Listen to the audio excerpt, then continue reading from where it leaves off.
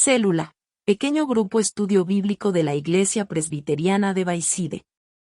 Autor, Reverendo John C. Clay. Capítulo 115. Y nosotros tu pueblo, y ovejas de tu prado. Salmo 79, 1 y 13. Lamento por la destrucción de Jerusalén, Salmo de Asaf. Oh Dios, vinieron las naciones a tu heredad, han profanado tu santo templo, redujeron a Jerusalén a escombros. Dieron los cuerpos de tus siervos por comida a las aves de los cielos, la carne de tus santos a las bestias de la tierra. Derramaron su sangre como agua en los alrededores de Jerusalén, y no hubo quien los enterrase. Somos afrentados de nuestros vecinos, escarnecidos y burlados de los que están en nuestros alrededores. ¿Hasta cuándo, oh Jehová? ¿Estarás airado para siempre? ¿Arderá como fuego tu celo? Derrama tu ira sobre las naciones que no te conocen, y sobre los reinos que no invocan tu nombre.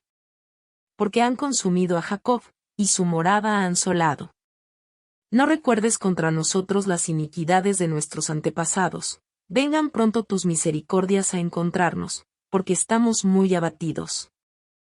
Ayúdanos, oh Dios de nuestra salvación, por la gloria de tu nombre, y líbranos, y perdona nuestros pecados por amor de tu nombre. Porque dirán las gentes, ¿dónde está su Dios? Sea notoria en las gentes, delante de nuestros ojos, la venganza de la sangre de tus siervos que fue derramada. Llegue delante de ti el gemido de los presos, conforme a la grandeza de tu brazo preserva a los sentenciados a muerte, y devuelve a nuestros vecinos en su seno 7 tantos de su infamia, con que te han deshonrado, oh Jehová. Y nosotros, pueblo tuyo, y ovejas de tu prado, te alabaremos para siempre, de generación en generación cantaremos tus alabanzas. El autor de Salmos en el texto de hoy, ¿cómo se refiere a ellos que son de Judá? ¿Y cuál es la enseñanza que le da esto a usted? En el texto de hoy, Salmo 79 es un poema escrito por un descendiente de Asaf y se considera que fue en los tiempos cuando Judá fue destruido por Babilonia. Esto es porque en el texto explica la situación de Judá en la cual describe lo trágico y desgarrador es la situación es, y en Judá solo cuando estaba siendo destruido por Babilonia se encontraba en una situación así. El texto de hoy explica la situación de la siguiente forma. En el versículo 1 dice que redujeron en escombros a Jerusalén. Versículo 2 dice que dieron los cuerpos de tus siervos por comida a las aves de los cielos. La carne de tus santos a las bestias de la tierra. Y en el versículo 3 dice que derramaron su sangre como agua en los alrededores de Jerusalén, y no hubo quien los enterrase. El autor de Salmos en el versículo 4 dice que el pueblo de Judá están siendo escarnecidos y burlados de los que están en nuestros alrededores. Estas palabras significan que las personas murmuraban preguntándose dónde está ahora el reino fuerte y poderoso que era en los tiempos de David y Salomón. Pero en el versículo 5 dice, ¿hasta cuándo, oh Jehová, estarás airado para siempre, arderá como fuego tu celo? En estas palabras el autor de Salmos dice que la razón por la que Judá está así es Dios, la ira de Dios está cerniendo sobre Judá. Estos pensamientos del autor de Salmos es muy correcto porque el que tiene el control sobre todas las cosas es Dios y sin el permiso de Dios nada puede ocurrir. Por tanto, si ocurre un suceso, debemos de buscar el origen en Dios. Dios no es un Dios que provoca maldades, pero si Dios no lo permite, nada puede ocurrir. Por tanto, si ocurrió algo así es porque Dios lo ha permitido. Ahora bien, ¿por qué Dios estaba airado contra Judá? Porque Judá abandonó a Dios para idolatrar a otros dioses, es decir, traicionó a Dios que había alimentado, salvado y protegido, sobre todo fracasaron en atestiguar al Dios vivo por todo el mundo. Por esa razón, la ira de Dios fue sobre toda Judá porque Dios es un Dios celoso. Celos no es una palabra buena, porque significa una acción donde espera que al otro no le vaya bien. ¿Pero por qué se utilizó esta palabra en Dios? Porque no existe mejor palabra en este mundo para expresar la forma como se sentía Dios. Porque el hombre fue hecho a la imagen y semejanza de Dios con personalidad, por tanto, nos convertimos en hijos de Dios y podemos tener una comunión con Dios de forma personal. Pero el hombre que tiene libre albedrío escogió traicionar a Dios y el camino de la depravación. Y el resultado final es la muerte. Sin embargo, Dios no podía permitir al hombre que tiene la misma imagen y semejanza de Dios destruirse y recibir la muerte dentro del pecado. Por esa razón, hizo que el Señor Jesús recibiera el castigo y la muerte en la cruz y todo aquel que crea en Jesús pueda ser salvo. Y Dios quería que el plan de Dios fuera atestiguado a través de los hombres que creen en Jesús para volver a traer a las personas que habían dejado a Dios. Incluso dio la vida de su Hijo único para que puedan ser salvos esos hijos de Dios, pero hasta ellos abandonaron a Dios. ¿Cómo se hubiera sentido Dios? El libro de Oseas expresa perfectamente el corazón de Dios.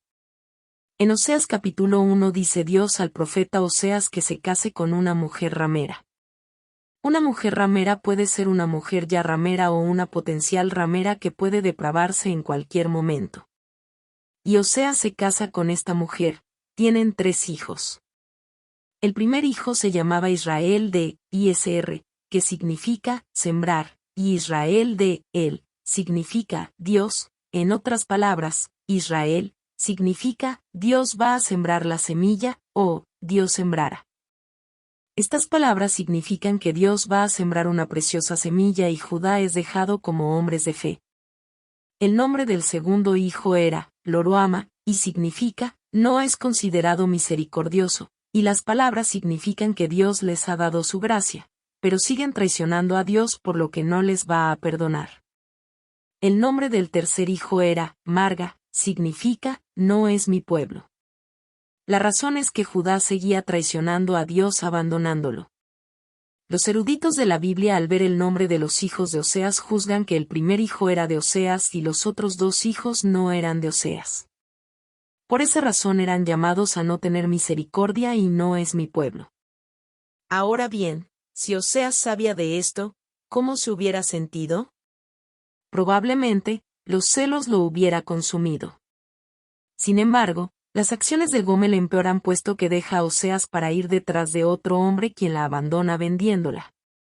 Podemos saber esto, porque la Biblia dice que Oseas estaba en esa situación. Dios le dice a Oseas que pague por Gomel y la traiga de vuelta. Y le dice que vuelvan a vivir amándose, y Oseas obedece a Dios.